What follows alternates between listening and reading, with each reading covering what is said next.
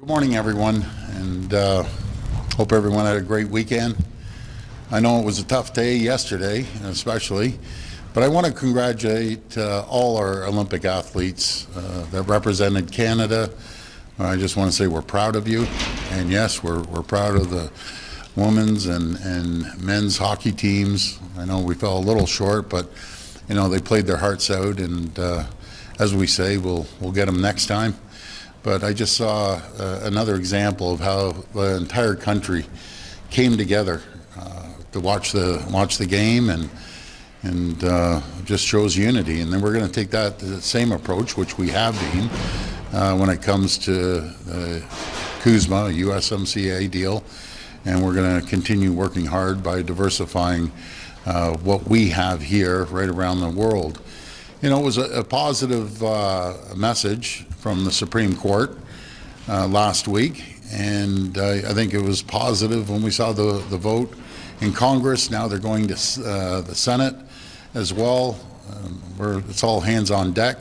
When I talk to our fellow premiers, we're all encouraging each other, go down, and no matter if it's on the phone, if it's in person, get down there, start speaking to senators, congresspeople, governors. Governors play a big role. I've been told many times through the administration in the U.S. that they have a loud voice. Now, when the midterms come up, you know, there's going to be, I think, 33 seats in the Congress that are up for grabs. 20 of them are going to be Republican, a lot in Michigan. And as for the Supreme Court ruling, fortunate that we aren't affected as of right now, but things change on a daily basis, as everyone knows. President Trump could wake up and, you know, a couple options, we move forward and we get a deal, or he might blow up the CUSMA deal. But we have to have plans for everything. And, you know, I always say, and I've said this to the federal government, hope is not a strategy. A strategy is getting out there, making sure that we focus on our key areas of our economy, no matter right now if it's building out nuclear, cutting regulatory conditions that could take up to, you know, 18 years. We can't wait 18 years. We have to start looking at the red tape and regulations to cut those. We have to continue investing into companies by lowering taxes, making ourselves more competitive around the world, and especially with our friends south of the border. So we're all hands on deck. We're focusing on obviously nuclear, manufacturing, healthcare, skilled trades, along with the Ring of Fire. We have the largest conference in the world coming to Toronto at the beginning of March, and I encourage everyone, if you've never been to a mining conference, it's I'll tell you, it's spectacular. And I always say when I walk in that room every year, or the convention center, my jaw drops. Just seeing the whole world coming to Toronto and looking at all our critical minerals here in Ontario that will lead the world. We're going to get shovels in the ground. I was getting pictures of excavators up in Webequie this weekend and backhoes, so they're ready to start building the road in the spring as quickly as possible.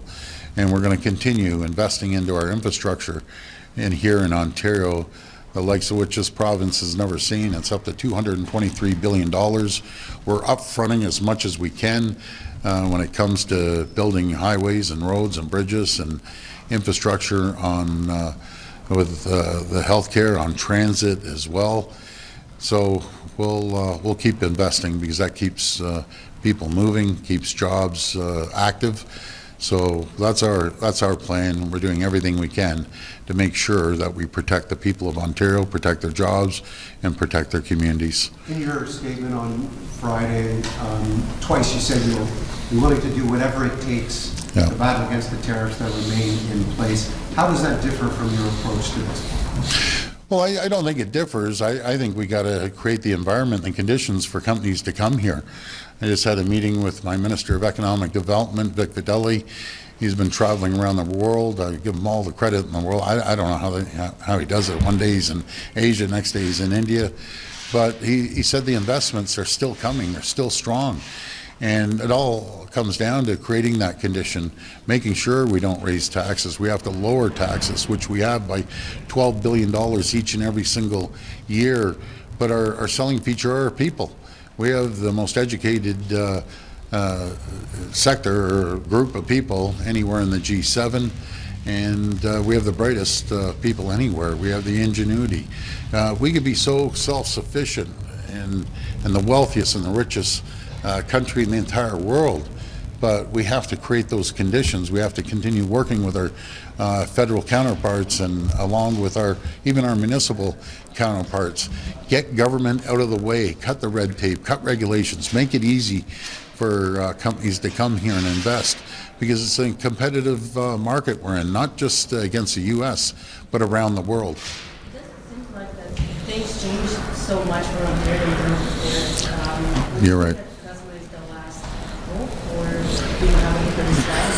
Yeah, but you're 100% bang on that.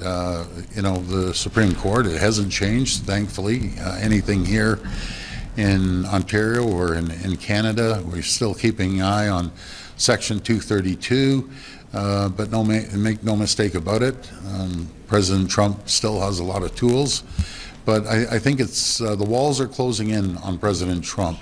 No matter if you saw him lose the vote and 6 Republicans cross the floor with Congress, then you saw the Supreme Court decision. We'll see how the Senate decision comes up, but I'm going to be on the phone full steam. And later on, I think in a month or so, I'm going to do a U.S. trip with the other governors. Governors are meeting, I believe, in Salt Lake City. Another group of governors, southeastern governors, along with other premiers, will be attending Salt Lake City, but I think that's closer to June. And then there's another meeting with the governors and premiers in South Carolina that will be down representing Ontario, along with other premiers and governors, and then as well as down in Texas as well. Premier, do you think that Canada has to be prepared to walk away from the CUSMA deal altogether if it wants to have any leverage in these talks? Well, I always say, you know, no deal is better than a bad deal. But I think it's in the best interest of the American people. You're seeing inflation down there because prices are going up just because of these tariffs. And I've always said a tariff on Canada is a tax on the U.S. And I'm going to be spreading that message. Make no mistake about it. My media here is #1, but I have to get that message. I'll be going on with Wolf Blitzer on CNN. I think within the next hour, getting that message out there through CNN and other media outlets. People are listening. Down in the U.S., people are feeling the crunch. They don't see the prices going down with food and other goods. And that all has to come down to, you know, the uncertainty that he's put around the world, but he's put against his #1 customer in the world. I always remind him that 9 million Americans wake up every single day to build a product, a widget, or a service for Ontario alone, and they're going to feel the crunch. Premier, in terms of the public service workers who are back in the office. Yes. We got FOI letters from Treasury Board saying that it was never about productivity. On day one, you've said that it was. Do you still believe that efficiency is? I believe it's all about productivity, being here, looking at someone face to face. You know, maybe I'm from old school, but everyone's sitting there texting and going back and forth. I like looking at someone in the eyes and having that conversation, that broader conversation. So first of all, I want to say I appreciate the Ontario Public Service, and it's all hands on deck with them. It's faster, quicker, immediate. On every decision we make, we can't dilly-dally along anymore. When we make a decision to build X, Y, or Z, then we need to make sure we do it as quickly as possible. We're in an economic war right now, and we can't be lying back. It's not business as usual here. It's not running on government time. It's running on private sector time to make sure that we're competitive and we get our goods to market as quickly as possible. in terms of trade strategy, a bunch of countries that rushed to make deals with Trump to get the best deal they could in Yeah. terms of his tariffs. It was a mistake. Ended up Yeah. getting screwed because Did now they these ever? tariffs have been struck down, but they've agreed to certain things with the United States, so they're still on the hook Yeah. for that. Do you think this means that Canada should not be in a rush to negotiate? Well, Because it will be very likely weakened by midterms and whatnot? Yeah, I believe in not rushing this deal. No deal's better than a bad deal. Two examples. He said, country's getting screwed. Japan's a good example. UK is another good example. They all rushed in to get a deal, and all of a sudden he turned on them like a rattlesnake. So we're going to be very cautious, and that's a message to the federal government. Let's make sure we have a proper deal. Let's focus on sectors as well. So let's see, again, President Trump could come back and say, we're doing a bilateral deal, or he could say we're blowing up the deal, or he could say we're extending USMCA with some irritants that they have. Well, I've mentioned the federal government. Let's start putting our irritants. They say they have 27 irritants. Well, I'm sure I could come up with a few irritants ourselves.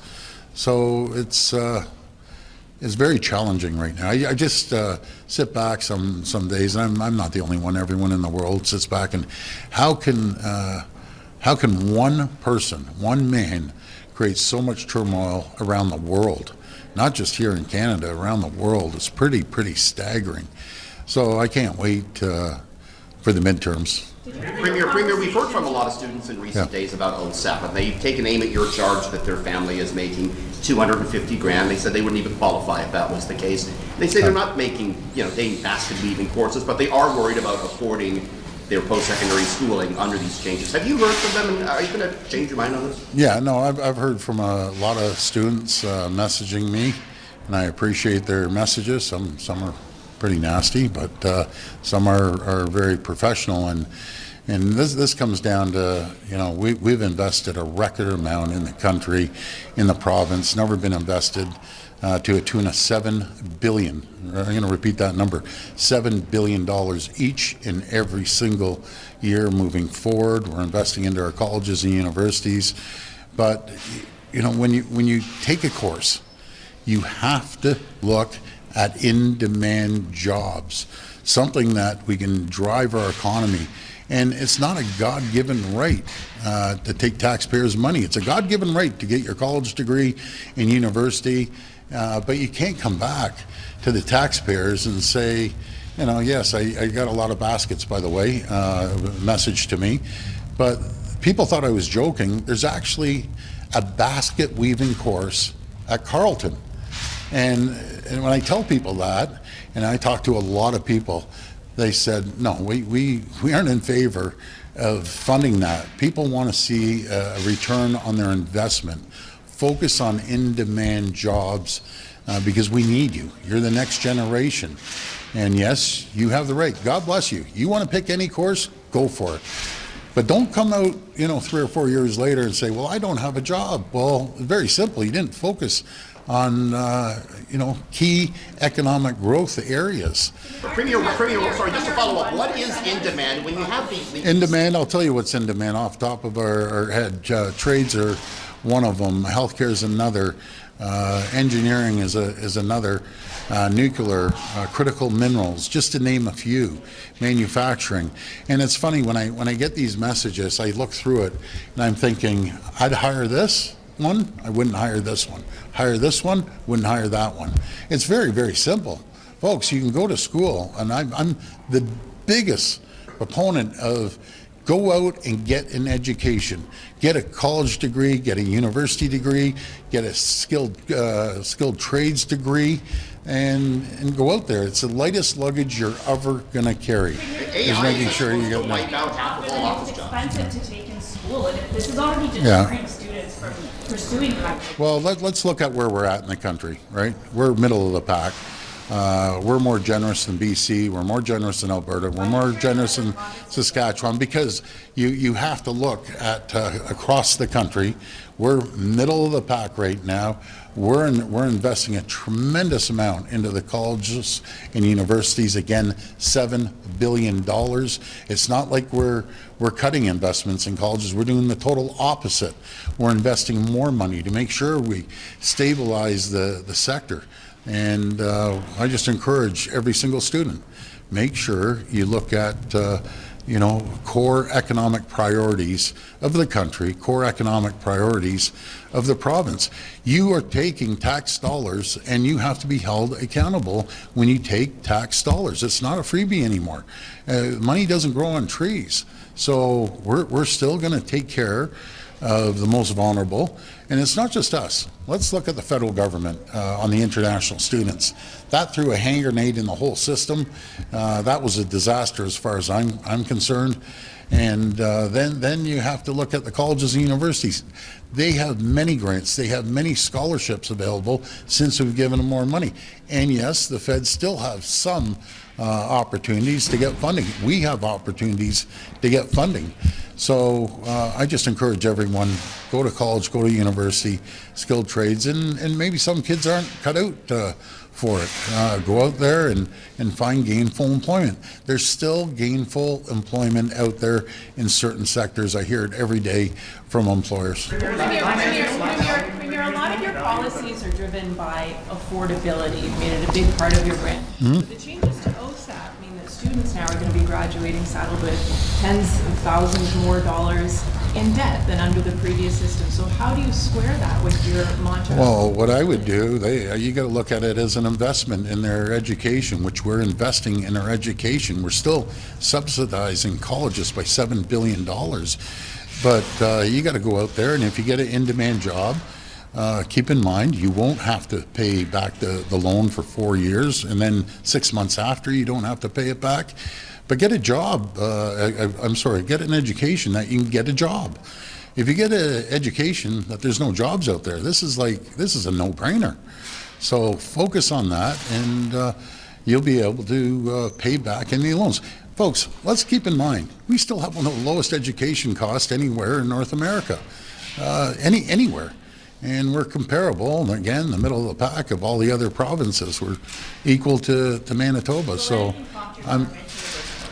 Last question. Yeah, no, I'm going to continue sitting down with my minister and seeing any way we can to help the students.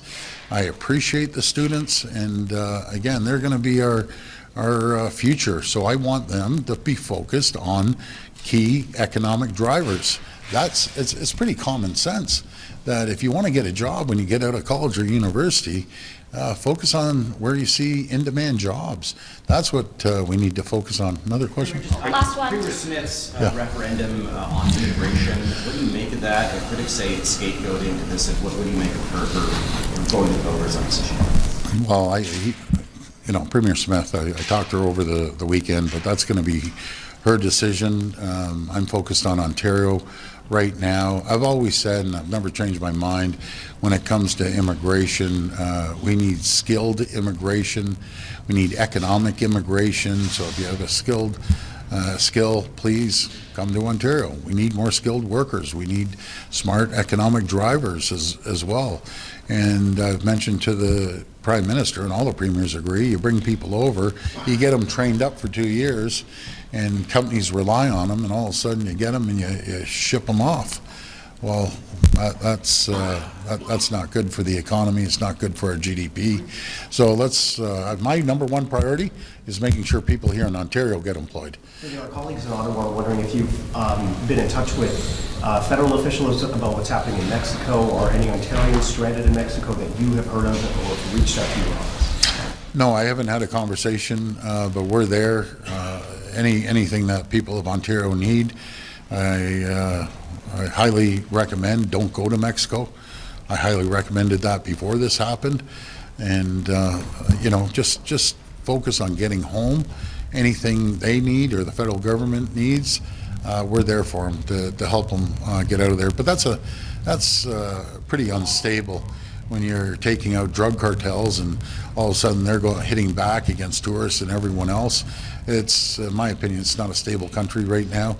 Don't go there, and maybe pick an island somewhere or here in Canada to manage it. Last one. Multiple school boards have now written to the ombudsman asking for a review of potentially getting rid of trustees. Do you think that's something the ombudsman should be looking into? What do you think? Well, that's up to the school boards. All I know, there's a lot of waste in school boards, and I talk to endless teachers. I just talked to one yesterday, and I just wanted to thank them for the great job the educators are doing and the teachers are doing. But I have yet to meet one teacher that likes school boards, because how it works, folks, we give the school boards money, they distribute the money, and especially when you talk to, I was in one of those dollar stores the other day, and there's teachers buying pens and paper, and mostly under the 8th grade. And that's frustrating. We're putting an end to that. I know Minister Calandra is going to make an announcement, hopefully sooner than later, that each principal I hear gets $300. When I talk to the teachers, they're saying they don't even see it. So we're going to make that change, and it's going to be a very, very positive announcement for the frontline educators. And again, I always tell them, like, I wouldn't be able to do their job. They're under a lot of pressure in the classroom, but we're going to continue investing in our education system. Thank you. That's it. Thank you, everyone. That's it. Is your government planning any legislation? Well, and who wants to go? Last question, I guess. You think your education minister should get rid of them? Well, we're sitting down and discussing that, and we'll see when we move forward. But I just want to fix the school boards. There's a lot of waste of taxpayers' money, and we see it. And the best information we get is from the frontline teachers that call us up, and I direct them over to the minister. And the information we get is very valuable. So to all the educators, continue sending us information, and we're going to hold the school board's feet to the fire.